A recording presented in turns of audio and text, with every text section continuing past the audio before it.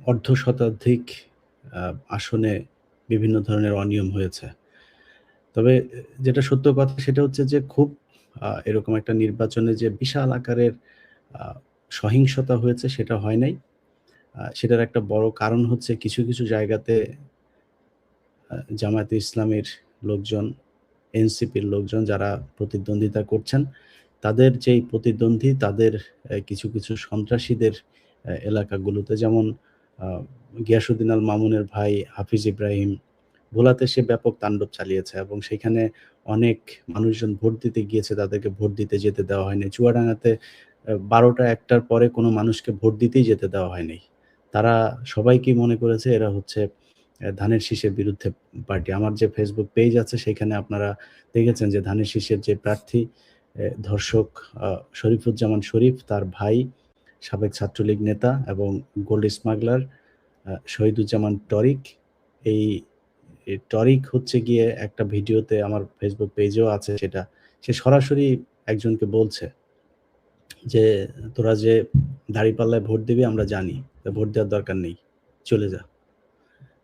তো এবং তোরা ভোট দিলেও লাভ হবে না। রেজাল্ট আমরাই আসবে। তোর যদি বিশ্বাস না হয় তাইলে তুই শহরে কেউ থাকলে তার ফোন দিয়ে জিজ্ঞেস কর। এইভাবে কথাবার্তা বলছে। তো এই ধরনের কিছু সন্ত্রাস কবলিত আমাদের একসময় আপনারা জানেন যে চুয়াডাঙ্গা, কুষ্টিয়া, পাবনা এইসব এলাকাগুলো আ চরমপন্থী অধ্যুষিত এলাকা এবং এই যেই বিএনপির যে প্রার্থী শরীফ সে নিজেও একটা দলের এই সর্বহারা পার্টির সে একজন সদস্য ছিল। অনেক খুনের সাথে জড়িত সে। তো সেই চরমপন্থী দলগুলো এখন ওইখানে না থাকলেও তাদের সে আচার-আচরণ এখনো সে আগের মতোই আছে। তারপরেও মানুষ ভোট দিতে গিয়েছে, যেখানেই ভোট দিতে গিয়েছে, ভোট দেওয়ার সুযোগ পেয়েছে, তারা এইটা বুঝেছে যে এই দেশের মানুষ অ্যা ধানের শীষে ভোট দিবে না। যে কারণে তারা প্রতিটা মানুষকেই নিজেদের প্রতিদ্বন্দ্বী মনে করেছে। একজন মানুষ, একজন মা আমাদের বাংলাদেশ, এই দেশের অধিকাংশ নারীরা তাদের সম্ভ্রম রক্ষা করে চলে। তারা মনে করে যে তাদের শরীরের যে সৌন্দর্য আছে, তাদের স্পর্শকাতর জায়গাগুলো সেগুলো তারা ঢেকে চলবে। তাদের এই আ বেহায়াপনা এগুলোর থেকে তারা দূরে থাকবে। এই ধরনের নারীর সংখ্যাই আমাদের দেশে বেশি। যারা পর্দা করে না তারাও আমাদের বাংলাদেশের নারীদের ভেতরে তারা সামাজিকভাবেই চলাফেরা করে। তাদের যেসব আ কর্মকাণ্ড সেগুলো অনেক শালীন এবং তারা আমাদের মুসলমান এবং বাংলাদেশী যে সংস্কৃতি সেটাতে তারা বিশ্বাসী এবং সেটা তারা সেভাবেই চলতে চায়।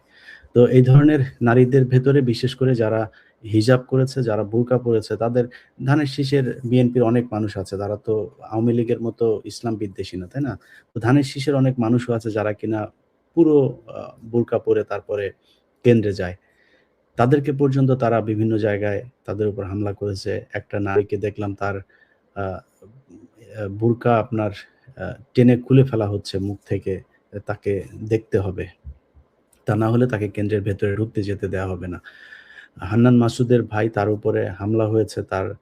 তিনি যতটুকু জানতে পেরেছি যে তার অবস্থা খুব একটা ভালো না। সে হসপিটালে ভর্তি আছেন। এরকম বিভিন্ন জায়গায় ঘটনা ঘটেছে।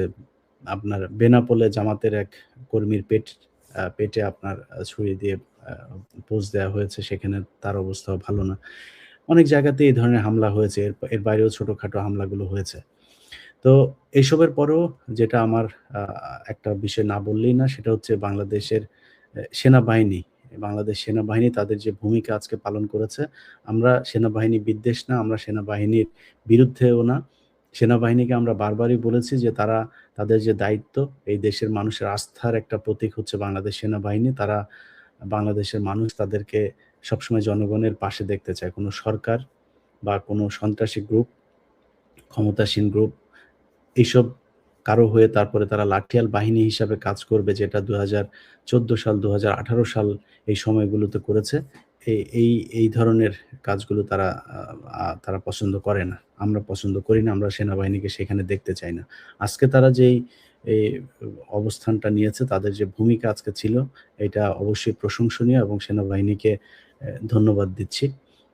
এবং আ পুলিশের কিছু ভূমিকা ছিল, যে ভূমিকাগুলো খুবই তাদের ভেতরে মনে হচ্ছিল যেন বিএনপি ক্ষমতায় চলে আসবে। এইজন্য বিএনপিকে বাঁচাইতে হবে, বিএনপির পক্ষ হয়ে কাজ করা। কিছু জায়গায় প্রিজাইডিং অফিসার যারা আছে তারাও খুব পক্ষপাতদুষ্ট কাজ করেছে। নিজে, নিজে সিল মারছে। ধানের শীষের লোকজনকে সিল মারার জন্য তাদের সুযোগ করে দিচ্ছে। এরকম অনেক ঘটনা সারা দেশে ঘটেছে। তার বাইরেও সবকিছু মিলিয়ে আমার কাছে মনে হয়েছে যে নির্বাচনটা মোটামুটি সুষ্ঠু একটা নির্বাচন হয়েছে। এখন প্রশ্ন হলো যে আপনারা সবাই ভোট দিয়েছেন। আপনারা এই বাংলাদেশ আজকে যে নির্বাচন হয়েছে, এই নির্বাচনে যেই পাস করুক, জামাত ইসলাম পাস করুক আর ধানের শীষ পাস করুক, যে পাস করুক। মনে করেন এক দল তো বিরোধী দলে যাবে। তাদের বিরোধী দলেও যেই দলটা যাবে, তারা কি অন্তত ৫ তারিখের আগের চাইতে ভালো অবস্থানে থাকবে না? তার চাইতে শান্তিতে থাকবে না? আজকে এই ২০২৬ সালে একটা নির্বাচন হবে। এটা কি তারা ২০২৪ সালের ৭ই জানুয়ারি নির্বাচনের পরে কখনোই চিন্তা করেছিল? কিন্তু আজকে সেই নির্বাচনটা হয়েছে।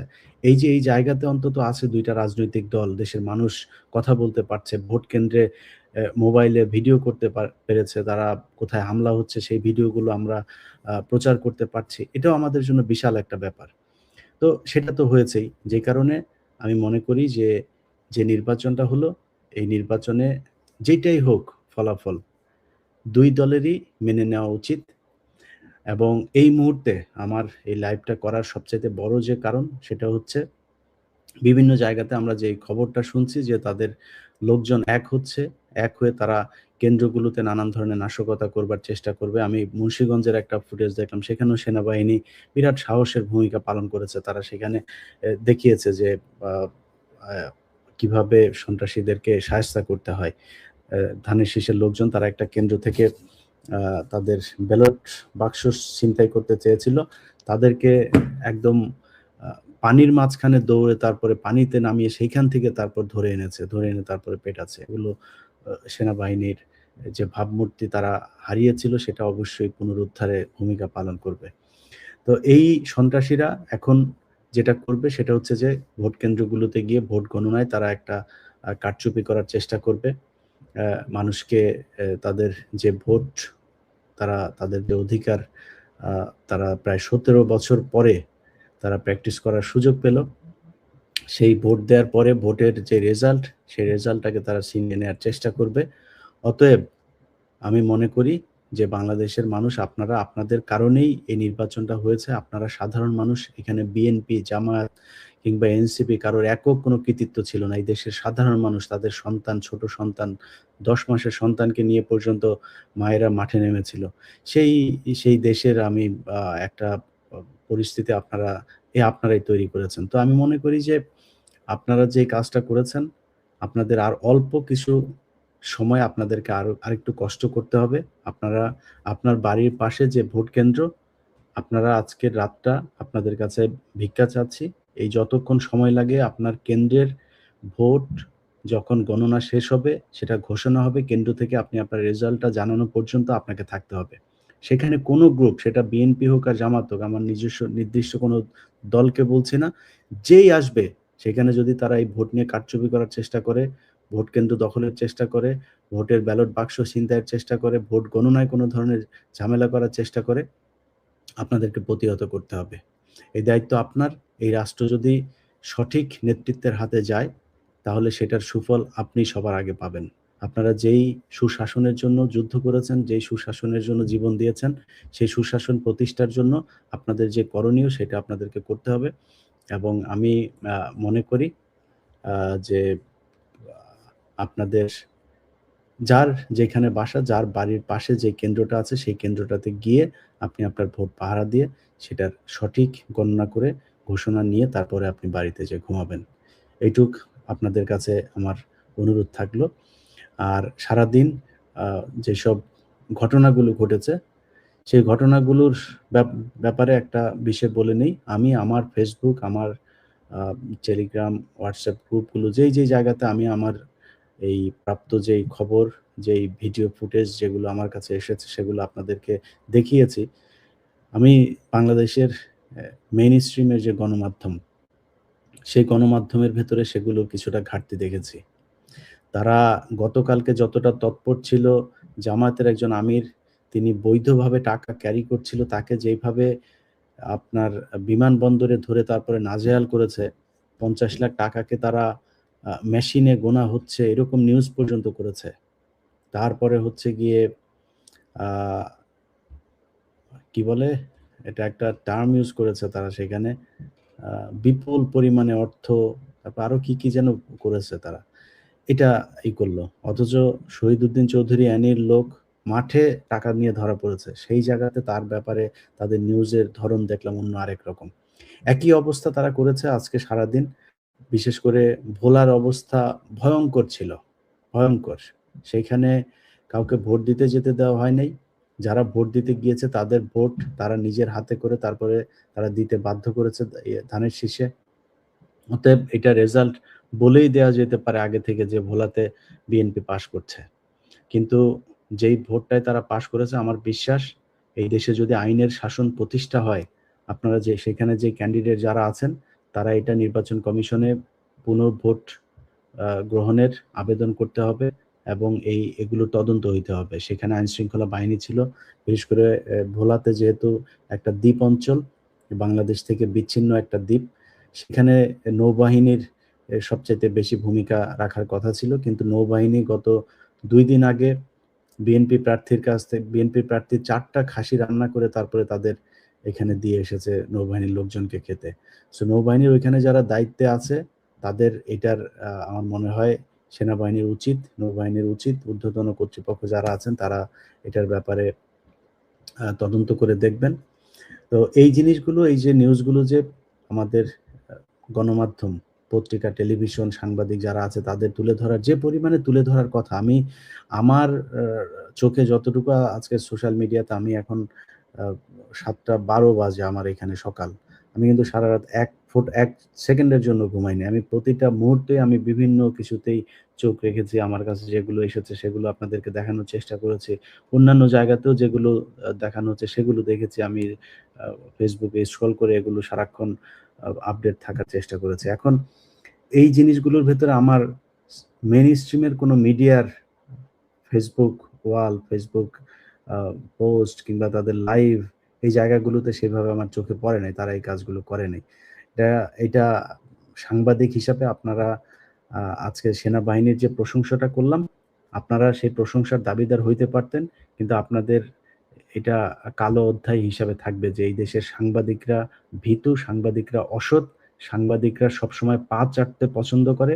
তারা যেই দল মনে করে যে ক্ষমতায় আসবে বা টাকা পয়সা কিছু দেয়, এরকম দলের পেছনে তারা ছুটে। তো এর চাইতে আপনাদেরকে এই দেশের সাংবাদিকদেরকে বহু বাজেভাবে কথাবার্তা বলেছি অনেক সময়। আজকে আর বললাম না। কিন্তু আপনারা এগুলো না করে যদি বাড়িতে যেসব সাংবাদিকরা এগুলোর সাথে জড়িত তারা এই দেশের মানুষের সাথে এই প্রতারণা না করে বাড়িতে যেসব নারী-টারী আছে আপনাদেরকে, এদেরকে যদি নাকি দৌলতদিয়া নিয়া ভাড়ায় খাটান, তাহলে অন্তত এর চাইতে হালাল টাকা হবে। এখন যেটা করছেন এটার চাইতে হালাল টাকা হবে আপনাদের। আপনারা গতকালকে থেকে নিউজ করছেন অমুক প্রধানমন্ত্রী হয়ে যাচ্ছে। প্রধানমন্ত্রী হওয়ার দরজার মধ্যে দাঁড়িয়ে আছে তিনি। নানান ধরনের নিউজ-টিউজ এগুলো। তো যাই হোক, যেটা সবশেষ আপনাদেরকে বলতে চাই, আ আবারও হয়তো আপনাদের কোনো আপডেট থাকলে আপনাদেরকে জানানোর চেষ্টা করব। আমি সবশেষ একটা আসনের রেজাল্ট আপনাদেরকে একটু জানিয়ে শেষ করি। আমার কাছে কুমিল্লা ৪ আসন যেখানে হাসনাত আব্দুল্লাহ আ প্রতিদ্বন্দ্বিতা করছেন।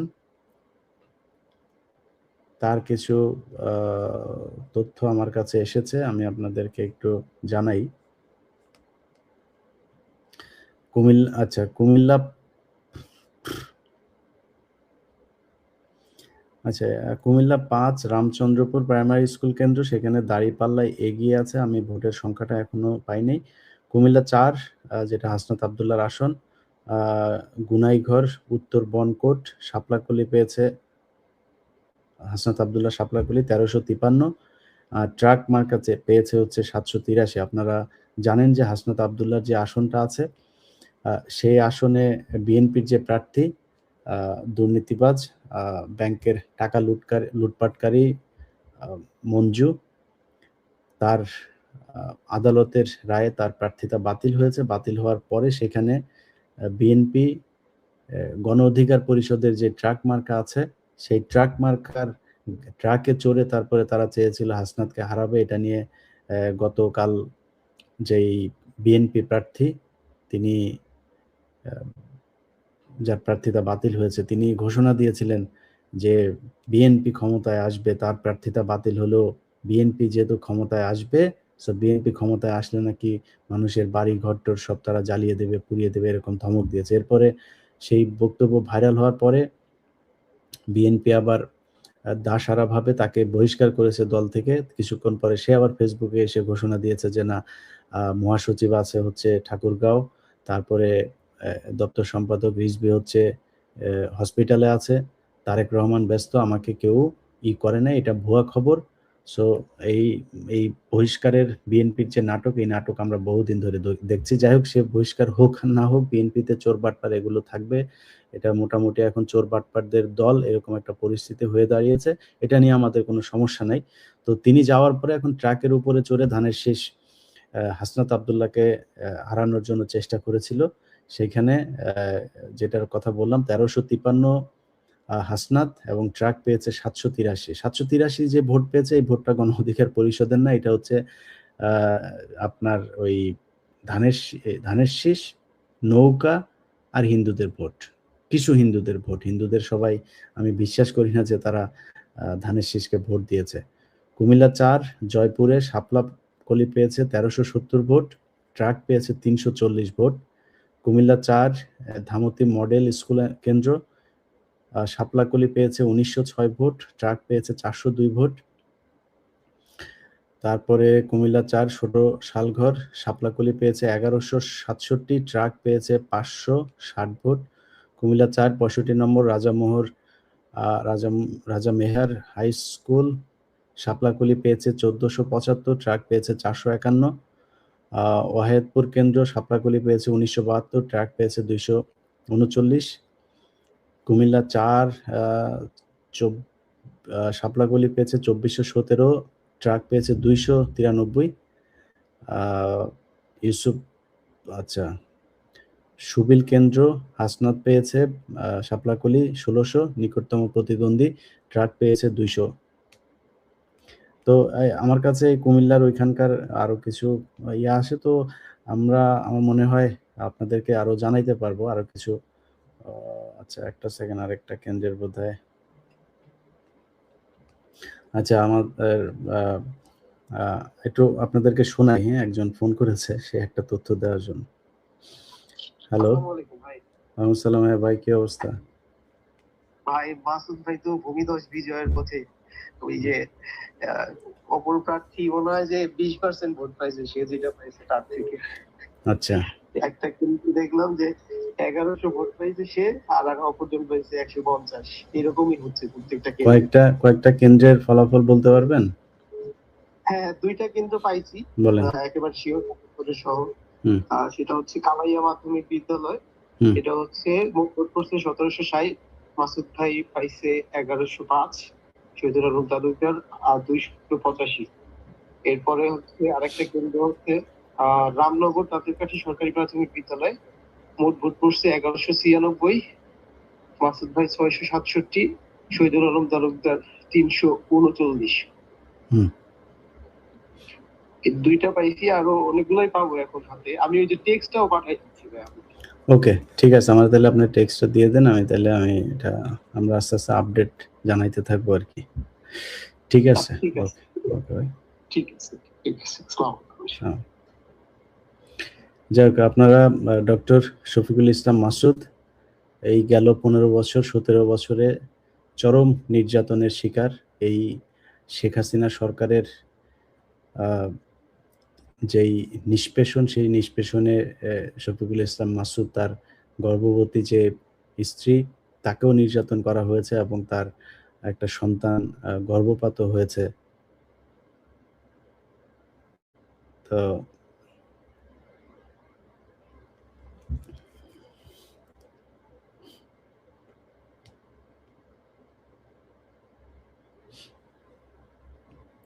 যাই হোক, আরেকটা ভালো খবর আছে, এটা জানাবো ইনশাল্লাহ, আপনারা আস্তে আস্তে জানতে থাকবেন।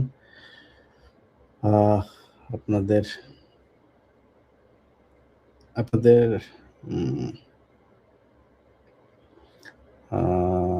বেসরকারি ফলাফল, মৌলভীবাজার।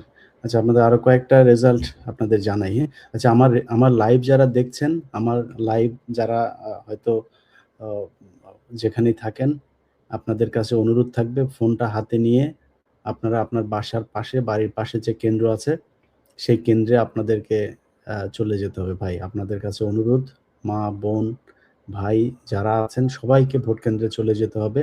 এখানে আ কোনো মারামারি, কোনো বিশৃঙ্খলা তৈরি না। এখানে কোনো সন্ত্রাসী, কোনো ভোট চোর যদি আসে, তাকে প্রতিহত করতে হবে। তাকে বুঝায় দিতে হবে, জামায়াতে ইসলামী এই দেশে একা না, এনসিপি এই দেশে একা না। এই দেশ জুলাই সনদ অনুযায়ী চলবে। এই দেশ কোনো নতুন কোনো নব্য কোনো ফ্যাসিজম এই দেশে চলতে পারবে না। অতএব আপনাদের সবাইকে আমার লাইভ দেখার চাইতেও ওই কেন্দ্রে যায়া ভোট পাহারা দিতে হবে। আর যদি কেন্দ্রে যেয়ে তারপরে আপনারা ভোট পাহারা দেওয়া অবস্থায় লাইভ কেউ দেখতে পারেন, দেখেন। আদারওয়াইজ আমার এখান থেকে বের হয়ে যান, দেখা জরুরি না। আপনার রেজাল্ট ইনশাআল্লাহ আস্তে, আস্তে সবই পেয়ে যাবেন। আমি আরো কয়েকটা রেজাল্ট আমার হাতে এসছে, আমি আপনাদেরকে বলি। মৌলভীবাজার ১, বড়ধামাই সরকারি প্রাথমিক বিদ্যালয়, দাঁড়িপাল্লা পেয়েছে ৯৪৬ ভোট, ধানের শীষ পেয়েছে ৩৮৬ ভোট, পকুয়াতে পেয়েছে দাঁড়িপাল্লা ১০১১ ভোট, ধান পেয়েছে ৫০৫ ভোট, টালিয়াউড়া সরকারি প্রাথমিক বিদ্যালয়ে দাঁড়িপাল্লা পেয়েছে ৯৩০, ধান পেয়েছে ৫০০, হাতুলিয়া সরকারি প্রাথমিক বিদ্যালয় কেন্দ্রের ফলাফল, দাঁড়িপাল্লা পেয়েছে ৯২৪, ধানের শীষ পেয়েছে ৩১১, মুক্তাদির বালিকা উচ্চ বিদ্যালয় জুড়ি, দাঁড়িপাল্লা পেয়েছে এখানে ধানের শীষ পেয়েছে ১৩৯০, দাঁড়িপাল্লা পেয়েছে ১৩০৭, অর্থাৎ প্রায় ৮৩ ভোটে এগিয়ে আছে ধানের শীষ এখানে। দৌলতপুরে দাঁড়িপাল্লা পেয়েছে ১১৩৭, ধানের শীষ পেয়েছে ৫৫৩।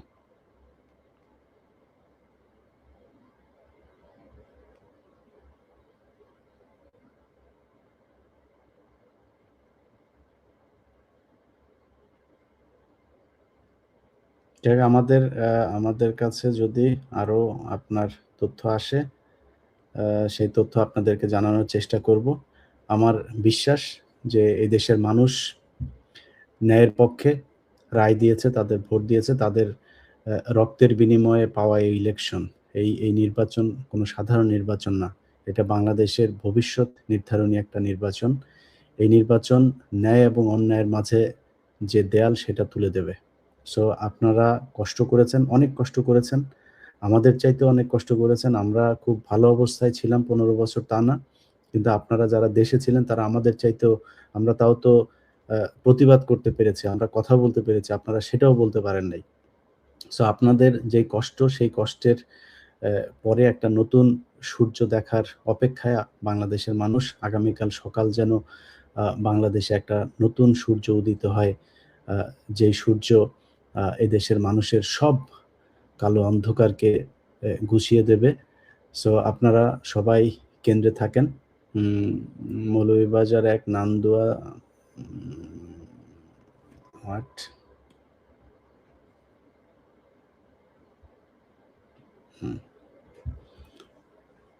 এখন